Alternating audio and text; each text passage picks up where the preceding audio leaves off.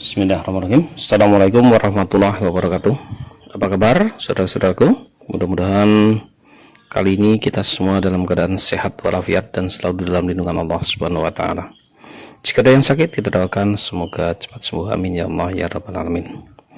Baiklah, pada kesempatan kali ini saya ingin membahas soal-soal latihan tentang kekongruenan bangun datar, yaitu latihan 41, yaitu pada KD 3.6 dan KD 4.6, mata pelajaran matematika kelas 9 semester yang kedua. Baiklah, langsung saja kita mulai nomor 1 sampai nomor 14 ya.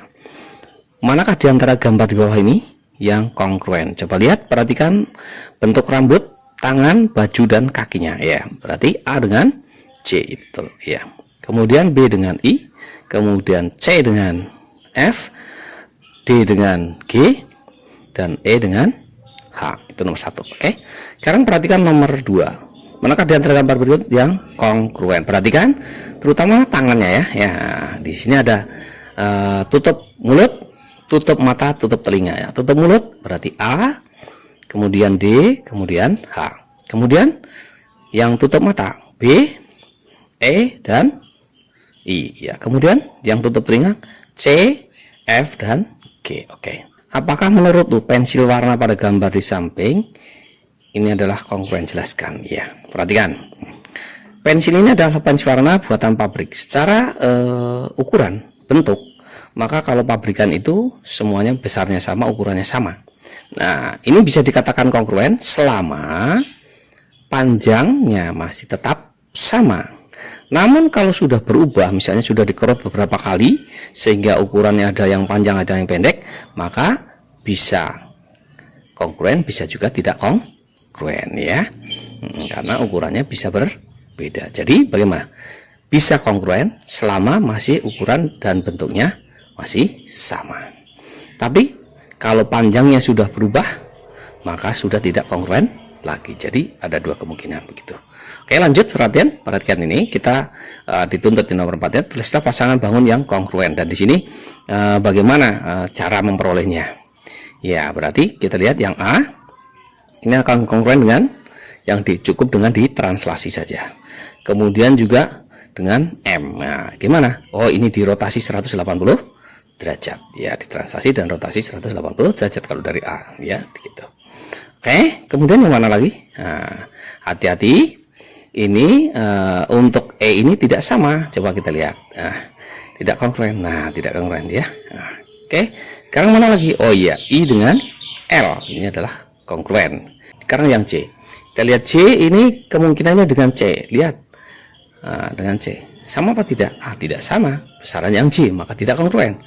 Kalau J dengan O, ya, coba kita lihat. Kita ciplak dulu, kita putar, kemudian kita tempelkan ke sini. Nah, ternyata juga tidak sama, tidak pas, maka tidak kongruen. K dengan N, satu besar satu kecil, maka tidak mungkin kongruen. Ya, jadi hanya tadi saja.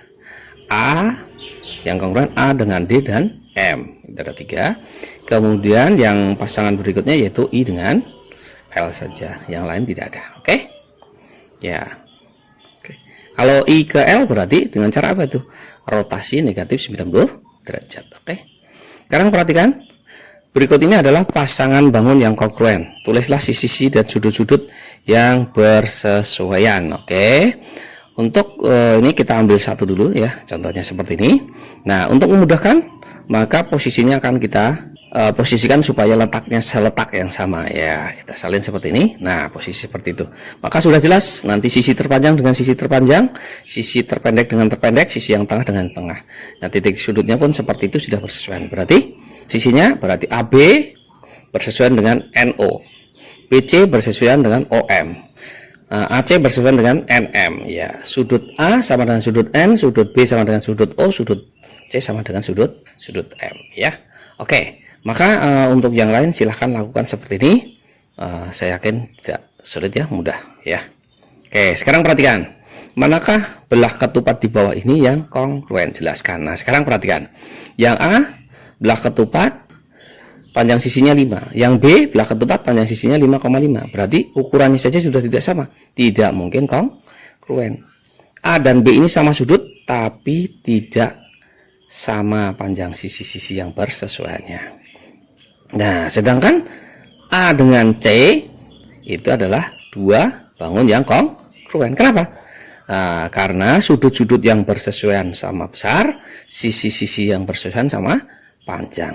Kalau A tidak kongruen dengan B, A kongruen dengan C, maka otomatis B juga tidak kongruen dengan C. Oke, gitu. Jadi pasangan yang kongruen yaitu A dan C. Iya. Ingat, jumlah sudut dalam sepihak adalah 180 derajat. Yang tidak nampak pada A itu berarti yang tumpulnya adalah 130 derajat. Sedangkan yang pada C yang tidak nampak itu sudut yang lancipnya adalah 50 derajat karena jumlahnya 180 derajat. Oke. Sekarang perhatikan nomor 7. Diketahui trapesium ABCD dan trapesium FEHG adalah kongruen jika panjang sisi AD 12, DC 13 dan EF 22 cm, maka tentukan panjang EH. Nah, ini kongruen, perhatikan letaknya. Jangan sampai salah karena ini posisinya sudah diputar satunya. Nah, tidak seletak ya. Namun maka lihat apa? Sisi yang sesuai AB dengan EF. Berarti AB-nya juga 22. Iya, sekarang kita buat garis bantu segitiga bantu di sini. Nah, berarti berapa di sini panjangnya? 9 karena di atasnya 13 dengan 9 jadi jumlahnya 22 dari A ke B itu. Kemudian yang tegaknya ini adalah 12. Lihat sebelahnya. Nah, maka berlaku teorema Pitagoras. Triple Pitagoras yang paling kecil yang harus kita ingat yaitu 3, 4 dan 5. 3 kali 3 9, 3 kali 4 12, 3 kali 5 adalah 15. Jadi panjang BC-nya adalah 15 cm. Karena BC-nya 15 cm, maka EH-nya juga 15 cm karena BC ini bersesuaian dengan EH atau HE. Jadi HE atau EH adalah 15 cm. Oke. Sekarang perhatikan nomor 8 ya. Jika dua gambar di samping kongruen, tentukan nilai U dan V pada gambar tersebut. Perhatikan urutannya. Sudut 35 derajat, 135 derajat. Nih, perhatikan. Kemudian ada sisi dengan coretan 1. Nah, lihat. Sebelahnya dari urutannya 135 coretan 1, kemudian 75. 135 coretan 1 dengan U, maka nilai U sama dengan 75 derajat. Ya, begitu caranya dengan mudah. Sekarang kita mau mencari sudut V. V itu adalah berhadapan dengan 135. Berarti karena segi 4 maka jumlah seluruh sudutnya adalah 360 derajat. Maka untuk mencari nilai V sama dengan kita gunakan 360 derajat kurangi dalam kurung 80 derajat tambah 135 derajat tambah 75 derajat. Jadi V sama dengan 360 derajat dikurangi 290 derajat. Jadi V sama dengan 70 derajat. Sekarang perhatikan. Dua gambar rumah tampak dari depan yang kongruen. Nah, tentukan sisi-sisi yang bersesuaian. Nah, ini sudah jelas, langsung saja kita sebentar. Berarti siapa? AB dengan CK, BC dengan KL, CD dengan LM, DE dengan MN, AE dengan JN ya. Kemudian sudut-sudutnya ya seperti tadi. Berarti sudut A sama dengan sudut C, sudut B sama dengan sudut K, sudut C sama dengan sudut L, sudut M sama dengan sudut D, sudut N sama dengan sudut E. Oke. Nah, kalau ditanya berapa panjang KJ, KL, dan LM. KJ tinggal dilihat, KJ itu bersesuaian dengan AB berarti juga 5 meter. Kemudian KL bersesuaian dengan BC 4 meter. LM bersesuaian dengan DC, panjangnya 8 meter. Sekarang kalau ditanya berapa keliling dan luasnya, luas dari KJLM ini ya, jika jarak J ke LM adalah 7. Oke, berarti kelilingnya tinggal kita jumlahkan saja. Siapa? 8 tambah 4 tambah 5 tambah 5. Oke, jadi berapa? Seluruhnya adalah 26 meter. Sekarang luasnya ya, luasnya berarti terdiri dari dua bangun. Persegi panjang DCBE 8 kali 4 ya, 8 kali 4 berarti 32. Kemudian segitiga AEB, alasnya 8, tingginya adalah 7 dikurang 4 jadi 3. 8 kali 3 kemudian dibagi 2. 8 kali 3 bagi 2 yaitu 12 ya, jadi 32 ditambah 12 jadi luasnya yaitu 44 meter persegi. Oke, kita lanjutkan nomor 10. Nah, analisis kesalahan. Perhatikan, jelaskan dan perbaikilah pernyataan yang salah berikut. Kedua bangun di samping mempunyai 4 sisi dan sisi-sisi yang bersesuaian sama panjang.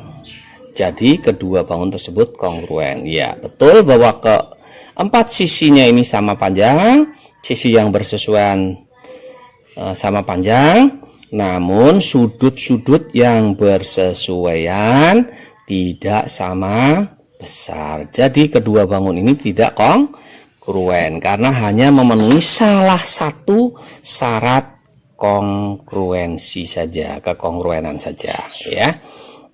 Tidak kongruen. Sekarang perhatikan 11. Perhatikan trapesium pada gambar di samping kongruen. Tentukan pernyataan berikut benar atau salah. Sekarang lihat, sudut Z sama dengan 140 derajat. Ya, betul karena bersesuaian dengan sudut B. Kemudian sudut C sama dengan 40 derajat. Nah, betul karena bersesuaian dengan sudut W. Ya. Kemudian sisi WZ bersesuaian dengan CB. WZ bersesuaian dengan CB. Betul ya, lihat di situ. Ya, sisi yang miringnya di situ. Oke. Kemudian keliling bangun ABCD sama dengan keliling WXYZ. Ya, betul. Karena bangunnya sama besar, ukurannya sama besar, maka kelilingnya juga sama. Iya. Bagaimana dengan luasnya? Luasnya juga tentu sama karena besarnya sama, ukurannya sama. Maka kalau dikatakan tidak sama, maka ini salah. Oke. Sekarang perhatikan, pendengar. Gambar di samping menunjukkan dua cara menggambar satu garis untuk membagi persegi panjang menjadi dua bangun yang kongruen. Gambarlah 3 cara yang lain. Oke, sekarang ini cara yang pertama. Lihat nih, menurut diagonal sini, ini menurut diagonal di sini. Kemudian ini, lihat nih, dari kiri atas itu 2 cm, dari kanan atas juga 2 cm, kita hubungkan, maka ini ada kongruen. Bagaimana? Yang lain masih banyak, silahkan dicoba. Ya, sekarang nomor 13. Berpikir kritis. Apakah luas dua bangun yang kongruen pasti sama? Kemudian, apakah dua bangun yang luasnya sama pasti kongruen? Jelaskan dengan gambar atau diagram untuk mendukung jawab. Nah, cukup kita gambarkan, kita punya dua persegi panjang saja yang gampang nih. Ya, nih. Persegi panjang ABCD dengan persegi EFGH. Nah, ini adalah dua bangun yang kongruen. Besarnya sama, ukurannya sama. Iya. Kita jiplak, kemudian kita geserkan. Iya, karena ukurannya sama, pasti luasnya sama, tidak mungkin berbeda. Contohnya misalnya panjangnya 20, lebarnya 10, 20 kali 10 berarti 200. Yang satunya 20 juga 10, 200, sama. Oke. Nah, sekarang untuk yang menunjuk yang kedua, perhatikan. Yang luasnya sama. Sekarang perhatikan, kita punya persegi. Panjangnya 20, lebarnya 15. Berarti luasnya berapa ini? Luasnya adalah 300 cm per segi. Nah, sekarang kita punya juga persegi panjang, panjangnya 30, lebarnya 10. Berapa luasnya? 300 cm per segi. Apakah dua bangun ini kongruen? Tidak. Ya, kalau yang dua bangun kongruen, pasti luasnya sama. Dua bangun yang luasnya sama belum tentu kongruen. Oke. Sekarang perhatikan. Nah, sekarang berapa banyak segitiga sama sisi kongruen? Paling sedikit yang diperlukan untuk membuat segitiga sama sisi yang ukurannya lebih besar dari segitiga sama sisi semula. Demikian juga untuk persegi ya. Nah, sekarang kita lihat. Nah, ini untuk segitiganya. Nah, segitiga sama sisi ini. Untuk membuat segitiga yang lebih besar, segitiga sama sisi yang ukurannya lebih besar. Nah, perlu berapa? Nah, kita perlukan 4 segitiga sama sisi yang lain. Nah, sekarang kalau persegi berapa? Nah, juga perlu 4 lagi ya. Sekarang kalau dikembangkan tadi segi N. Nah, sekarang kalau kita punya segi 5 beraturan. Nah, segi 5 beraturan itu besar sudut luarnya berapa? Sudut dalamnya adalah 72. Sudut luarnya berarti 108. Oke. Berarti kita perlu berapa? Ah, tidak bisa. Karena kenapa seperti ini? Karena sudut luarnya adalah 108. Sedangkan 108 itu bukan faktor dari 360 derajat, maka tidak menutup menutup secara penuh. Itulah sebabnya. Sudutnya 108 sudut luarnya, maka tidak bisa, bukan merupakan faktor dari 360 maka tidak bisa menutup secara penuh, ada celah di situ dan tidak bisa kita buat segi 5 yang lebih besar. Tidak bisa kita buat segi 5 yang peraturan yang ukurannya lebih besar dari segi 5 yang ada ini gitu ya. Jadi tidak bisa kita kembangkan seperti itu. Tapi kalau segi 6 mungkin masih bisa, karena sudut luarnya merupakan faktor dari 360 derajat. Jadi ada yang bisa, ada yang tidak bisa. Oke, silahkan dieksplor untuk yang lain. Semoga video ini bermanfaat. Jangan lupa like, subscribe, dan share. Terima kasih. Assalamualaikum warahmatullahi wabarakatuh.